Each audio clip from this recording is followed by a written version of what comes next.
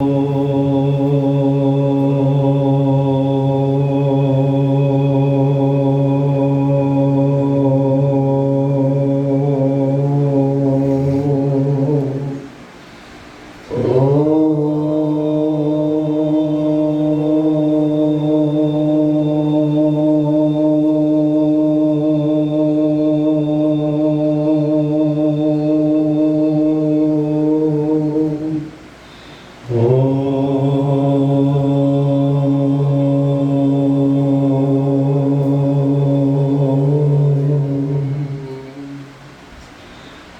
नमो शिवाय। हरि ओम नमो शिवाय। ओम नमो शिवाय। हरि ओम नमो शिवाय। ओम कलिं कृष्णाय नमो। ओम कलिं कृष्णाय नमो। ओम कलिं कृष्णाय नमो। ओम नमो भगवते वासुदेवाय। ओम नमो भगवते वासुदेवाय। ओम नमो भगवते वासुदेवाय। ओम नमो भगवते वासुदेवाय। ओम नमो भगवते वासुदेवाय। ओम नमो भगवते वासुदेवाय। बोल सद्गुरुदेव महाराज की जय। परम पूजनीय महात्मा ज्ञान गिरि जी महाराज की जय। बोल शंकर भगवान की जय। बोल सियापति रामचंद्र महाराज की जय। पवन सुत हनुमान की जय। बोल राधा कृष्ण भगवान की बोल गीता माता की बोल गंगा जमुना सरस्वती माता की जय। सच्चिया जोता वाली माता त्वाड़ी सदा ही जय।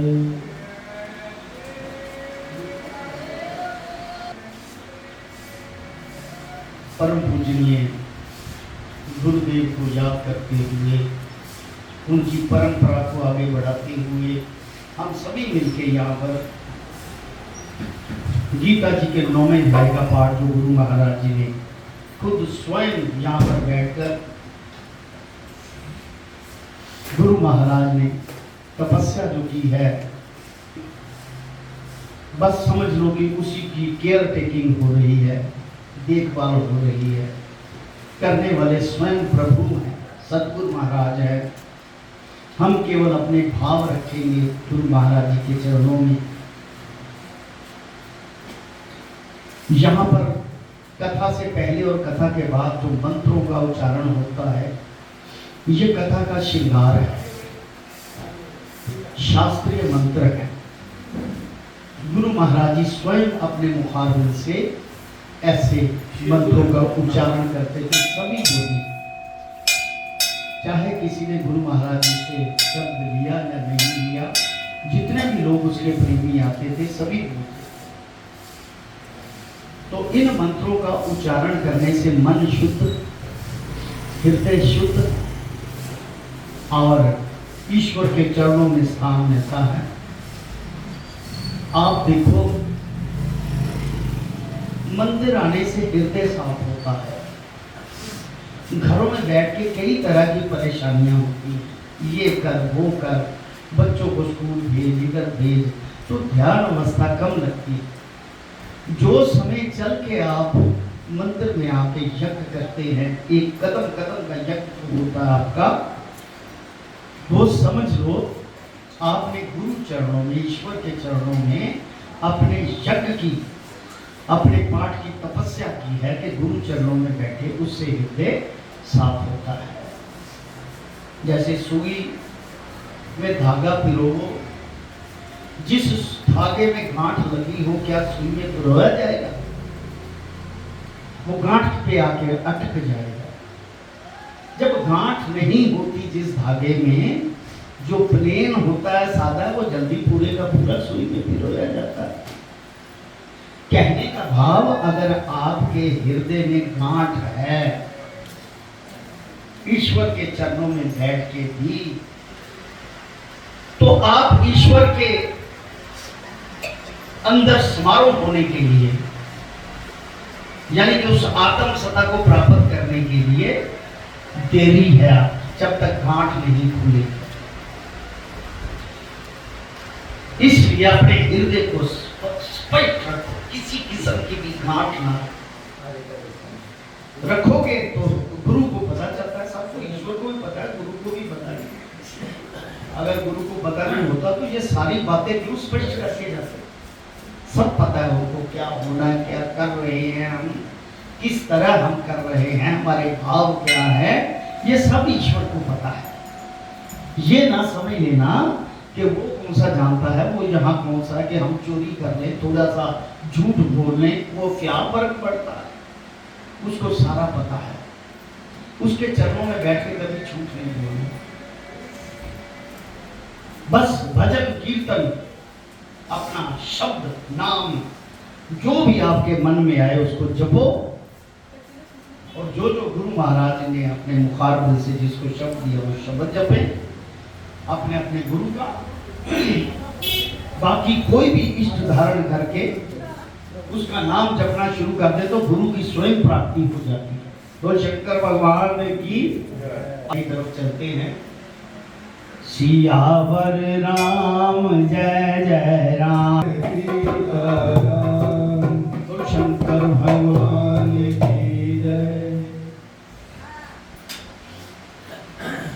नौमा अध्याय राज विद्या अथवा राजगुरु योग 34।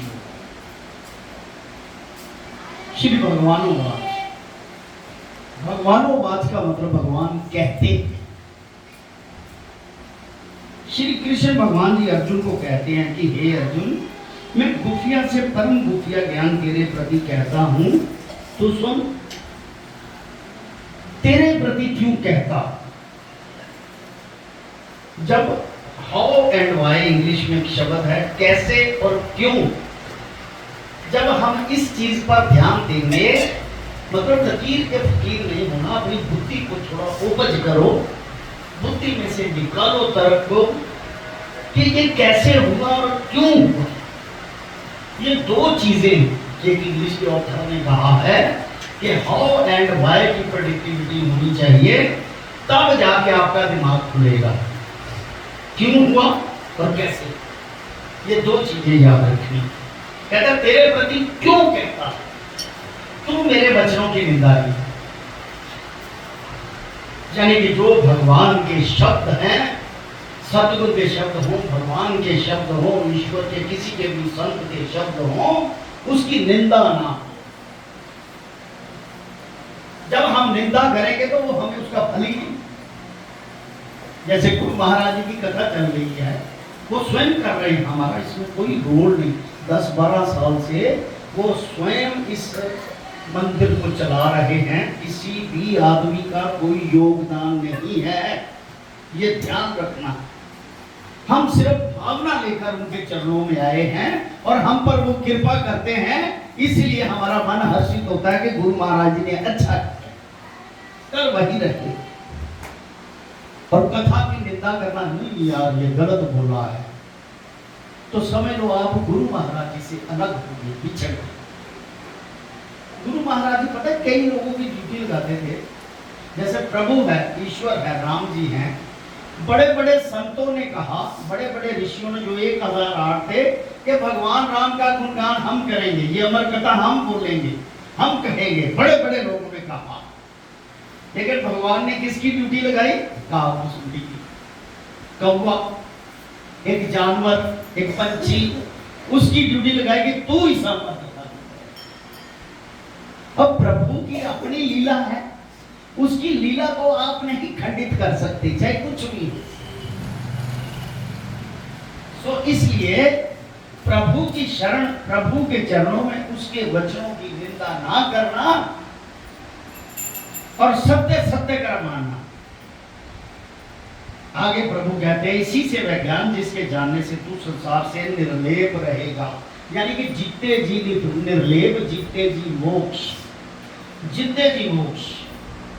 जब आप निर्लेप हो गए तो आत्मा तो वैसे ही मोक्ष की अधिकारी है। आप जिंदे जी निर्लेप हो जाओगे, किसी की निंदा नहीं, किसी की चुगली नहीं, किसी की प्रशंसा नहीं, किसी का कुछ नहीं। अगर खुशी मिले तो उसकी खुशी जाहिर ना करना, क्या भगवान की मर्जी थी, हो गया। अगर दुख मिले, ये भी भगवान की इच्छा थी, उस पर अफसोस ना ज्यादा कर, बस अपनी ड्यूटी जो बनी है वो कर दे। वो होता है निर्लेप, निर्लेप हो जाना।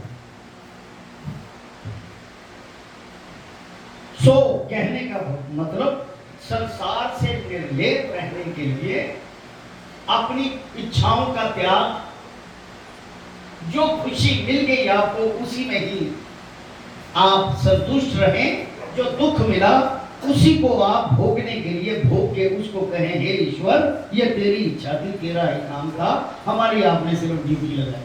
वेस्ट बंगाल में देखा मैंने, 2 साल रहा मैं कलकत्ते में, तो वहां जब कोई मरता था ना जी, तो पीछे से घर वाले गले में हार डाल के ढोल लेके बजाते हुए शमशान घाट जाते। हमने कहा यार आप लोग रो नहीं रहे, मैं उन लोगों में मिक्स हो गया था। मैंने कहा हम रोते नहीं, जाते हो पैसे दो। कहते हम कहते हैं हे प्रभु ये तेरी चीज थी, हमारे पास थी, तेरी अमानत थी, तू अपनी अमानत अपने पास ले गया। वो उन लोगों पर वेस्टर्न सभ्यता का असर सबसे पहले पड़ा, और वो लोग सुखी होते हैं। जैसे फॉरेन कंट्री में देख लो, किसी के आय की खुशी नहीं, कहते ओके थैंक यू, बस इतने शब्द, और गए का गम नहीं। जब आय की खुशी नहीं, गए का गम नहीं, तो इसका मतलब तो ये हुआ कि वो निर्लेप हो गए, तभी लोग वो सुखी हैं। उनका हृदय साफ है, कुछ भी करे साफ कहते हैं, इसलिए वो लोग सुखी हैं। अगर हमने हृदय में कुछ पाल रखा है तो हम सुखी नहीं रह सकते। बोल शंकर भगवान की। सियावर राम जय जय राम, सियावर राम जय जय राम, मेरे प्रभु राम जय जय राम, मेरे प्रभु राम जय जय राम, मेरे श्री राम जय जय राम, मेरे श्री राम जय जय राम। जितनी विद्या है और गुप्या वस्तु है, इनका भी राजा है और पवित्र से भी पवित्र है, उत्तम से अति उत्तम है, अगम पुरुष जो किसी के कहे जाना नहीं जाता, यानी कि ईश्वर, बड़ी आत्मा, महाआत्मा, विराट आत्मा, परम आत्मा, जिसे परमात्मा कहते हैं, जो किसी के कहे जाना नहीं जाता, किसको प्रत्यक्ष दिखाऊंगा। अब अगर लोग कहें कि ईश्वर तो देखा नहीं जा सकता, निराकार है, शास्त्रों में कई ऐसे है, अर्जुन ने शरेआम देखा विराट रूप, मार्कंडेय ऋषि ने भगवान शंकर जी का सब रूप देखा और आशीर्वाद लिया इतनी उम्र का, बहुत से लोगों ने देखा, लेकिन उसके लिए उतनी भक्ति का होना जरूरी है, निष्काम होना जरूरी है। अगर कहें हम गृहस्थी में ही लगे रहे, पिताजी और हम इधर खड़े थे चौक में, तो एक देवा जिसे कहते हैं, देवा आजकल होती है ना घर में, मंदिर बना के वो धूप बत्ती करके माता रानी की चौकी थी, एक देवा गुजर रही थी, तो वो प्रेग्नेंट थी। मैंने कहा पिताजी ये देवा है। कहते 2 चीजें हैं, या तो देवा होती है देवी, या फिर गृहस्थी भोग गई। कहते 2 चीजें इकट्ठी नहीं है, या तो तुम गृहस्थी भोग लो या वैष्णव बन जाओ, देवा बन जाओ। यानी कि किसी को आशीर्वाद देना, उसके लिए तप की जरूरत है। अपनी जिंदगी को लोगों के ऊपर कुर्बान कर देना, यही परोपकार करना, यही तप होता है, तब कहीं जाके आशीर्वाद की पावर मिलती है। अगर कहो मैं अपनी गृहस्थी को पालूं, पहले इससे पैसे ले लूं, वो कर लूं, तो आप ईश्वर के नजदीक नहीं हो। ईश्वर के आगे ना पैसा है, ना कुछ है, ना और है, केवल उनके चरणों में स्थान पाने के लिए, उनका आशीर्वाद पाने के लिए यही तप करना पड़ता, निष्काम तप करना पड़ता, ख्वाहिश रख के नहीं तप करना पड़ता, तभी जाके आदमी निर्लेप होता है, वरना निर्लेप जीते जी नहीं हो। गुरु लोगों ने तो यहाँ तक छोड़ रखा है कि ये शब्द आपने लिया, इसको रखते रहो, अभ्यास करते रहो, आखिरी समय तुम्हारी जीभ से निकल गया तो तुम्हारा पार उतारा कर देंगे। उनको पता है ये लोग वो हैं, ये लोग सारी उम्र भजन नहीं कर सकते, गृहस्थी हैं, चलो इनका ऐसे ही कल्याण कर दो। गुरु लोग तो ऐसे ही कल्याण कर, उनका तप देखो लोगों के लिए, उस ऋषि के आसन से, देवलोक के आसन से जहां से आते हैं, आपके लोगों के कल्याण निमित्त काम करते हैं, अपना उनको कोई नहीं देता, केवल लोगों के निमित्त काम करते हैं। संत लोग तभी वो पूजे जाते हैं, आज देखो पूजे नहीं जा रहे। अभी तो 10 साल 15 साल 20 साल मैक्सिमम हुए हैं, गुरु नानक देव जी को 600 साल हो गए। देखो और धीरे धीरे नाम चलता है, इतने साल में उनका भी नाम नहीं चला था। 10-20 साल में तो कोई 50 साल पहले बहुत कम लोग पूजते थे, कहीं जुलूस नहीं निकलते थे, कहीं फंक्शन नहीं निकलते थे। इनको तो 15-20 साल से ज्यादा नहीं हुआ। फिर हम सब सही होते तो अब तक तो कई गुना नाम होता है, क्योंकि हम भी उन्हीं की आत्माएं, उन्हीं की ऊर्जाएं हैं। लेकिन ये ऊर्जा में बैल गांठ लगी हुई है जो सुई के नक्के में से निकल नहीं रही। ये धागा अगर प्लेन हो जाता तो शायद उनके चरणों में बैठ के वो हम पर कृपा करते तो कई गुना ज्यादा उनका नाम और हो जाता। चलो लगे हैं, धीरे धीरे मैल उतरती जाएगी सबकी। सियावर राम जय जय राम,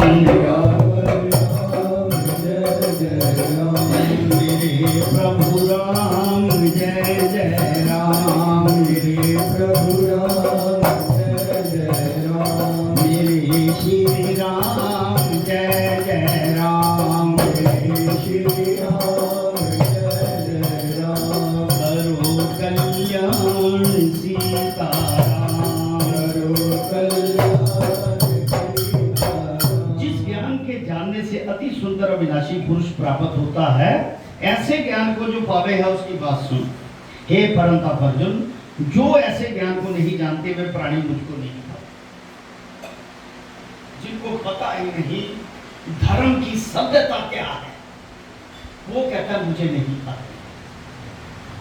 धर्म में रहकर भी अधर्म करना ये धर्म की सभ्यता नहीं। धर्म के कामों में रुकावट डालना ये धर्म की सभ्यता नहीं। कहते वही लोग मुझे पाते हैं, बार बार कहते उनकी बात सुनो। हे परंतप अर्जुन, जो ऐसे ज्ञान को नहीं जानते वे प्राणी मुझे नहीं पाते, बार बार संसार में जमते हैं। अब अर्जुन और सुनो, ज्ञान के पीछे महिमा कही है तो सुन। हे अर्जुन, जो मेरा अव्यक्त स्वरूप है जिससे सारा जगत प्रकट हुआ, और दूसरा जो मेरा विराट स्वरूप है जिस पर ब्रह्मा आदि से लेकर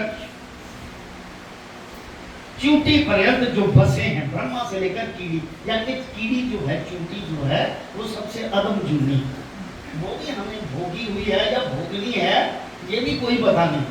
जैसे जैसे कर्म करेंगे वैसे वैसे भोग। ये मत सोचना कि 84 लाख जीव भोग के हम पुरुष बन गए हैं, मनुष्य बन गए तो अब हम वापस नहीं जाएंगे। हम वापस 84 लाख में जा सकते हैं अगर गलत कर्म हुए तो। आपने देखा नहीं, राजा का ध्यान हाथी की तरफ गया तो हाथी की जानवर की 84 लाख में ही आती है। एक चींटी की जूनी में था जिसे ऋषि व्यास ऋषि ने जिसे ब्रह्मा बना दिया था। ब्रह्मा आदि पीछे आपने कथा सुनी है, उसका नाम कितना हो गया। सो कहने का भाव कि हृदय साफ रखोगे तो ईश्वर आप पर कृपा करेंगे, बस इतनी बात है हम लोगों की। क्योंकि हम गृहस्थी हैं, हम लोग तप नहीं कर सकते, बस हृदय साफ हो, यही है। जैसे एक बड़े वृक्ष पर असंख्य पक्षी बसते हैं और सबके हृदय में आत्माराम मैं ही, ये सबके हृदय में ईश्वर की ही ऊर्जा, हम अपने गुरु की ही ऊर्जा, तभी हम उनकी शरण में। सारा संसार उधर अपने अपने घरों में बैठा है तो हम इधर आगे बैठे हैं, उसकी ऊर्जा ना होते तो हम बैठ ही नहीं सकते। उसी की ऊर्जा, वो केवल इंतजार कर रहे हैं कि कब इनकी गांठ खुले, कब ये धागा प्लेन हो और मेरे धागे में परोए जाए। ये तो हमारा इंतजार कर रहे हैं। हम ही मूर्ख गृहस्थी जीवन में फंसे हुए अपने अपने कामों में मस्त, ख्याल नहीं कर रहे कि धर्म का काम वो कैसे निकलेंगे, कैसे सावधान होता है। लंगर लगाओ, परोपकार करो, धर्म के काम करो, उसमें हाथ बढ़ाओ, राम नाम जपो, कीर्तन करो, शब्द करो, जपो, जितना समय मिल सके रोज करो। मैं तो कहता हूं जो भगवान ने, जो सदगुरु ने आपको शब्द दिया उसका 24 घंटे जाप होना चाहिए। अभ्यास बन जाता है। 24 घंटे कैसे होगा? चलते फिरते। वैसे तो बैठ के करो, समाधि लगा के करो, 5-10 मिनट 20 मिनट जितनी देर बैठा जाता है, पर तोता फिर उठ जाएगा। मन का जो तोता है तुरंत ध्यान और तरफ चला जाएगा, कल्पना की तरफ। काल्पनिक जो हमने सोचे हुए हैं, स्वप्न लेते हैं, क्योंकि एक माइंड होता है, एक सबकॉन्शियस माइंड होता है, जो काल्पनिक माइंड होता है, जिसका कोई मतलब नहीं। हम उसकी तरफ चले जाते हैं, ये अब जाना है, बच्चे ने 5 मिनट और कर लो, उसका ये ऐसा ध्यान देते। 24 घंटे उसका नाम जपते रहो, मन में काम भी करते रहो, नाम भी जपते रहो, तो वो कृपा करेंगे आप। वो शंकर भगवान की एक रूप तेरे रथ पर तेरे साथ तक करता, यानी कि भगवान कई रूपों में, वो यहां भी हैं, अपने सत्ता में भी हैं, और जो उसे याद करता है उसके पास भी है। आपने भगवान कृष्ण को देखा, रास पीछे से वृंदावन गए थे लोग, हर सखी के साथ भगवान कृष्ण थे, हर सखी के साथ। ये हमारे भाभी जी, अविनाश जी और भी बड़े लोग गए थे, इनकी वजह से मुझे भी जाने का मौका मिला। मदन लाल जी भी गए थे। तकरीबन हमारे सेवक ही सारे गुरु महाराज जी की गए, कम से कम 25-30 तो हमारे सेवक होंगे उस बस में, गुरु महाराज जी। तो वहां पर हमने देखा, देखो जगह का भी कितनी पावर होती है जगह में। बरसाने चले जाओ, वृंदावन उधर चले जाओ, बांके बिहारी के उधर भी लड़कियां और लड़के नाच रहे हैं आपस में, लेकिन मन में अशुद्ध भाव ही नहीं जा सकता। वहां पर इतनी पावर है उस स्थान में। आप किसी का हाथ भी छू लो तो आपको यह स्पर्श नहीं होगा कि उसमें वासना की कितनी मात्रा की लेस। ऐसे स्थान में इतनी भक्ति हो, जिसकी राधा मां की इतनी भक्ति हो, वहां मन कैसे अशुद्ध रहे? अगर वहां भी रहता है तो कल्याण नहीं है किसी की कल्याण नहीं। मन को अशुद्धता से परे करो और शुद्ध करो, बस एक ही बात है। हे अर्जुन, ये मैंने तुझको अपनी प्रभुताई बढ़ाई ऐश्वर्य योग कहा, जग के भरण पोषण हारा भी मैं हूं, सबसे न्यारा भी मैं हूं, सबका जावन हारा भी मैं हूं, और निर्लेप कैसा हूं इसका दृष्टांत सुनो। अब निर्लेपता की बात आई है तो ऐसे हो जाओ आप जैसे नित्य पवन का निवास आकाश में रहता और आकाश का स्पर्श नहीं, हवा जो है आकाश को छू ही नहीं सकती। कैसे सभी भूत प्राणी मेरे से ही पैदा हुए, मेरे में ही बसते हैं, और मैं ही सबके अंदर हूँ, सबसे न्यारा हूँ, ऐसा निर्लेप हूँ।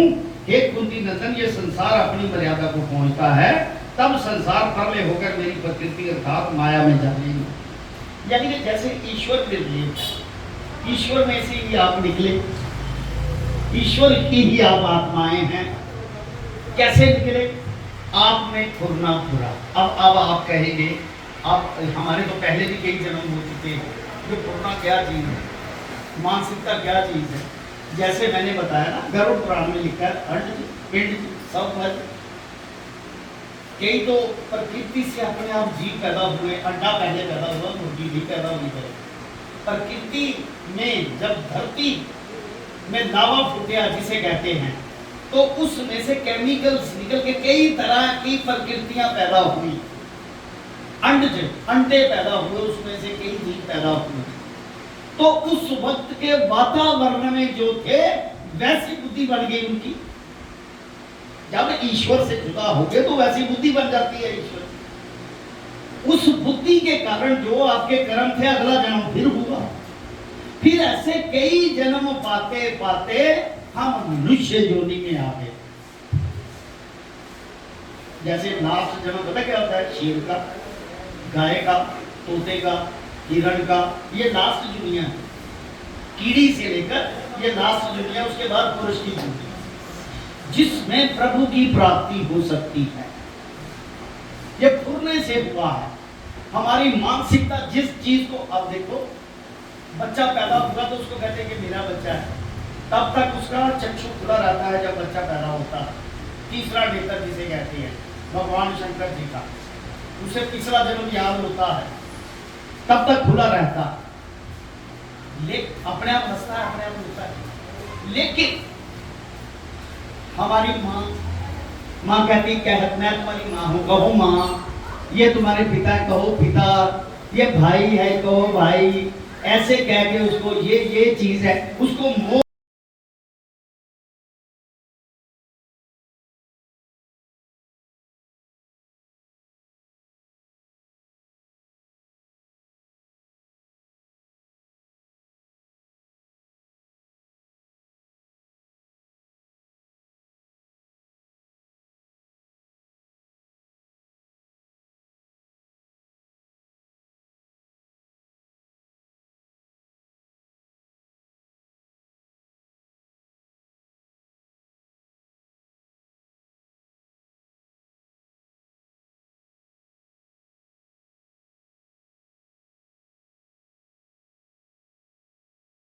भगवान की सियावर राम जय जय राम। राम जय जय राम। शंकर भगवान की जय। संसार परले होकर मेरी प्रकृति अर्थात माया में जालीन होती है। फिर इस माया और संसार का आदि मैं हूँ। फिर संसार को प्रकट करता हूँ और अपनी जो प्रकृति माया है जिसमें बार बार संसार के प्रकट पालन और परले करता हूँ। यानी कि भगवान यही काम करता है, काम करता हुआ भी निर्लेप। कैसे? क्योंकि तुम्हारे कर्म है, तुम्हारा ही फल उसने देना है। अगर अच्छे करोगे अच्छा फल मिल जाएगा, बुरे करोगे तो बुरा फल मिल जाएगा। देखा ना, किसी की हॉस्पिटल में टांग काट रही है, कोई हवाई जहाज में यात्राएं कर रहा है, कारों में यात्राएं कर रहा है, ये अपने अपने कर्म हो गए। इसमें भगवान का कोई लेना देना नहीं। हमने अच्छे कर्म किए होते तो अच्छा फल मिलता। ये हमारे ही किए हुए कर्मों के फल हैं, भगवान का इसमें कोई लेख नहीं। ये ध्यान रखना। अगर भगवान को अपना सब कुछ समर्पित कर दोगे, फिर भगवान की जिम्मेवारी है, उसने किधर आपको लगा, फिर प्रभु की जिम्मेवारी। कई बार हमारे संत छाती ठोक के कहते थे, मेरी जिम्मेवारी जा तक नहीं। जो उसकी शरण में आ गया उसका सब कुछ माफ हो जाता है, पर आगे ना करे उसका सब कुछ माफ हो जाए। 84 लाख गांव की जो योनि है ये अपने लिए माया के बस में है। माया किसे कहते हैं? वही कोरोना जो मन में से फुरता है और इस प्रकृति में आके जो भौतिक वार्ता की चीजें हम लेते हैं, ख्वाहिशें रखते हैं, वो माया। अब अर्जुन और सुन, मैं संसार को बुझाता हूँ, संहार करता हूँ, पर इस कर्म किएगा मुझको नांचन दोष नहीं लगता, क्योंकि मैं इसके साथ मोह ममता ही नहीं रखता। मैं निर्मोही उदासीन हूँ, इन सबसे उदास हूँ, इस कारण से मुझको कोई बंधन नहीं बांध सकता है। कुंती नंदन अर्जुन, मेरी कृपा दृष्टि को पाकर तू निर्लेप न्यारा हो रहा है, अपने आप को निर्लेप जान।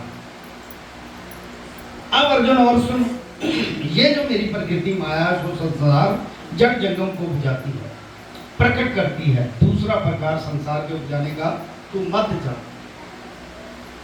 आप जानते हो नर और नारायण दो पुरुष थे, वो कौन थे? एक भगवान कृष्ण और एक दत्त। इसके पिछले जन्म में, अपने पिछले जन्म। अब अर्जुन को तो याद नहीं।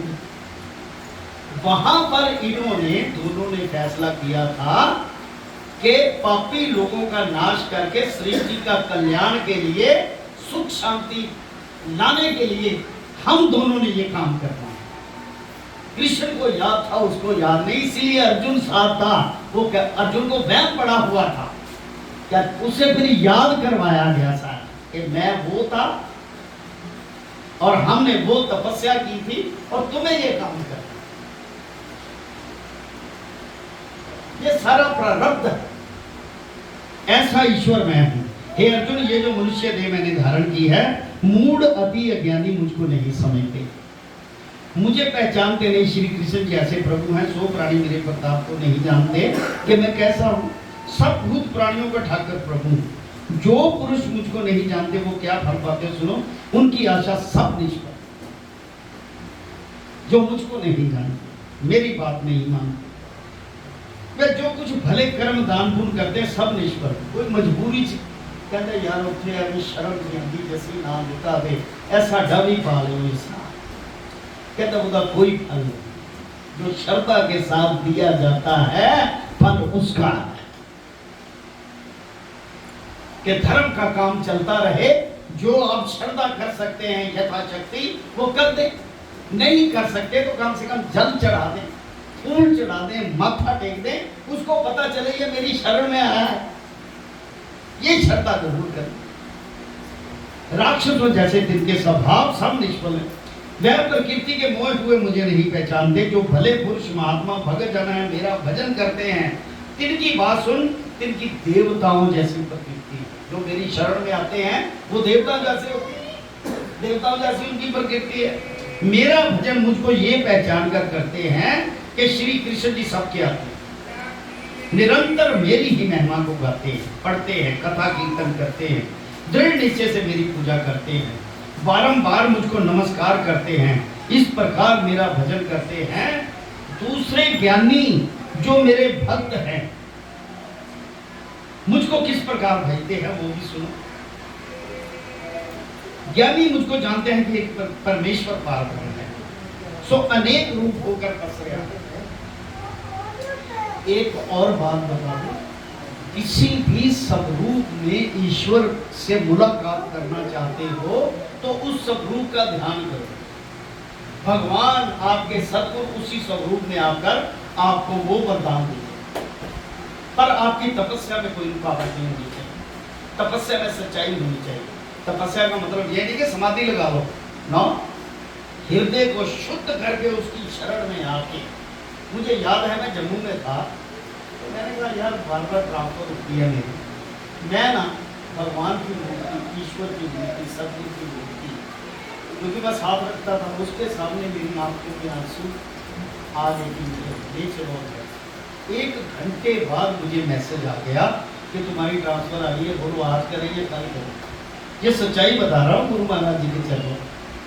जब हृदय शुद्ध हो उसकी शरण में आ जाओ और आंख में आंसू आ जाए, किसी का पता भी ना हो आपको कि कौन क्या कर रहा है, तब वो प्रकट होते। ये साक्षात बात कर रहा हूं मैं, बिल्कुल सच्चाई की बात ईश्वर करते। गुरु महाराज जी ने एक बार कहा था, मैं कलकत्ता में था, कहता अगर तुझे मैंने बता दिया ना तो इस तरीके को इतने बजे ये कर रहा था तो तुम्हें शोर मचाते थे, क्योंकि वो मेरी आदत को जानते थे। एक तरीक दी थी, मैंने शोर मचा दिया, इस तरीक को इन्होंने जाना। 1 महीना पहले उन्होंने व्रत रखा हुआ था, कुछ खाया नहीं था, तो मैंने सेवकों की शेष छोड़ो। मुझे भी उसने फिर गुरु महाराज जी ने बहुत डांटा कि आगे तुझे नहीं बताऊंगा, मुझे शोर मचा दिया, क्या दिया मेरे लिए तुमने, कुछ कर। पर हम तो अनजान थे ना, हम उनकी शरण में थे लेकिन अनजान थे, हमें पता नहीं था क्या करना। अगर पता होता तो अपनी जान देकर उनकी जान बचा ले, हमें पता ही नहीं था क्या करना, अनजान थे।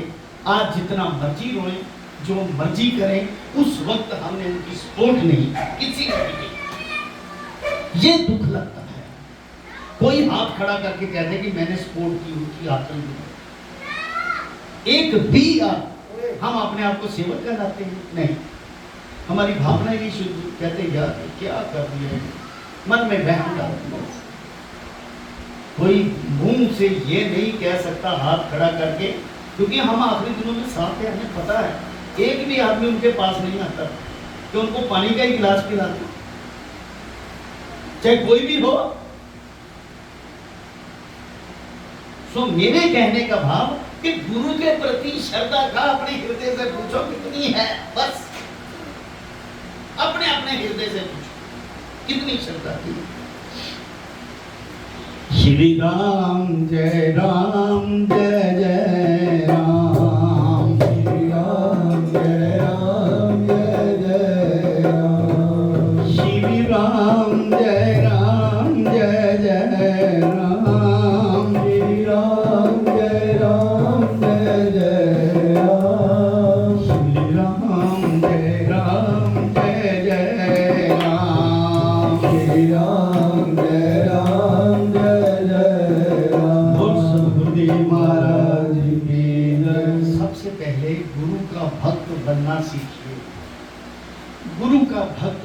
बना जाता है अपनी आत्मा को शुद्ध करके उसके चरणों में बैठ जाओ।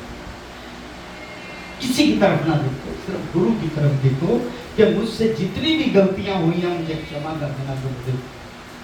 ये मौका है, प्रार्थना कर लो। वो है जहाँ पर ये ना समझना कि हम अपनी मर्जी कर लें, वो यहाँ पर नहीं है। ऐसा कभी भी ना समझना।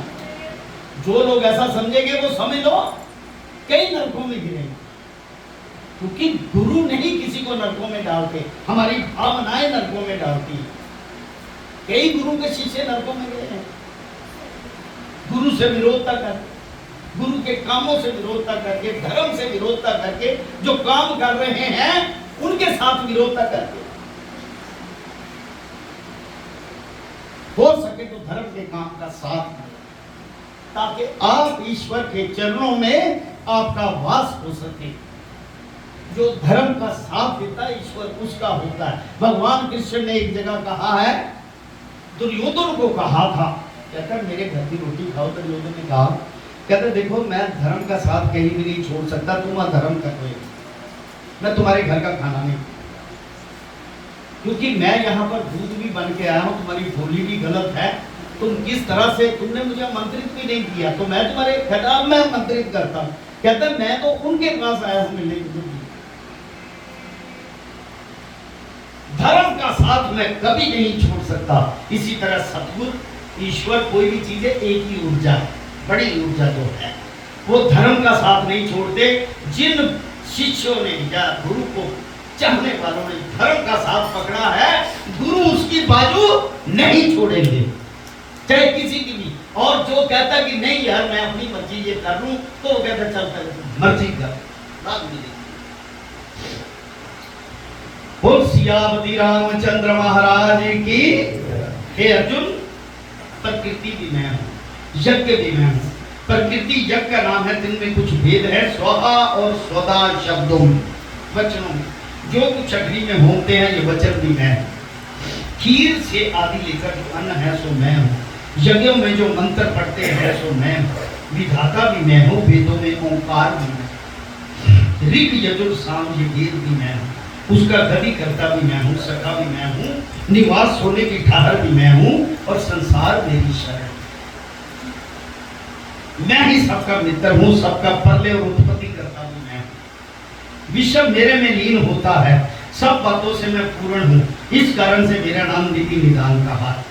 सर्वकाल अविनाशी बीज हूँ, सूर्य होकर मैं ही तपता हूँ, प्रलय होकर प्रलय भी मैं ही करता हूँ। मैंने ही देवता अमर किए हैं, और मनुष्य आदि से लेकर सब शरीरों को मैंने ही मृत्यु लगाई। अच्छा, एक चीज और बता दूं मैं, ये गुरु महाराज जी के वचन जो मैं बोल रहा हूँ, मौत को भी टाला जा सकता है। सारी दुनिया कहती है कि मौत फिक्स है, जिस दिन आनी है, जिस स्थान पे आनी है, जिस जगह पे आनी है, वो फिक्स है, सारी दुनिया कहती है। लेकिन मौत को टाला जा सकता है। एक युक्ति बता रहा हूं, कोई बीमार आदमी हो, मैं तो बीमार के एग्जांपल दे रहा हूं, स्वस्थ भी हो तो कहे हे प्रभु, हे ईश्वर, मुझे कुछ उम्र दे दे ताकि मैं अपने कल्याण के लिए आपकी शरण में बैठ के भगवान का नाम ले सकूं। आप मुझे अपनी शरण में ले लो ताकि मैं भजन कर सकूं। तो जितनी चाहे उम्र गुरु से ले लो, भगवान शंकर से ले लो, किसी से भी ले लो। मैंने ये गुरु महाराज जी के मुखारबिन से सुना है कि भगवान, आज सोमवार है ना, भगवान शंकर जी के जिसने 17 व्रत रखे, अगर 8वें 9वें व्रत में आपकी मृत्यु लिखी है, धर्मराज जमराज लेने आना है, तो भगवान शंकर जी सामने खड़े हो जाते हैं, ये मेरा भजन कर रहा है भाई, ये मेरा नाम ले रहा है, तुम इसे नहीं मार सकते। यमदूत को भेज देते हैं। सच्चाई मेरे गुरु महाराज जी ने कहा है, मुझे कहा, इसलिए भजन ही सबसे ज्यादा कीमती है, धर्म का काम सबसे ज्यादा कीमती है अगर आयु भी चाहते हैं। लेकिन उस स्वच्छ हृदय से कहना है, फिर वो काम भी करना पड़ेगा जिसके लिए मांगी है। ये नहीं कि फिर आप शराबे पीते रहो, जुआ खेलते रहो, फिर वही काम करते रहो, फिर नहीं आयु मिलती। आयु तभी मिलेगी जब धर्म का काम करोगे, क्योंकि आत्मा की कोई आयु नहीं होती। आत्मा पता नहीं कब से चली हुई है और कब तक रहेगी। परले भी हो जाए तो भी आत्मा नहीं जाती। तो आत्मा जिंदा जी जिस्म को समझो ही ना। गुरु की शरण में रहो, भजन करते रहो, जब चाहोगे तब मृत्यु होगी। बोल शंकर भगवान की सियावर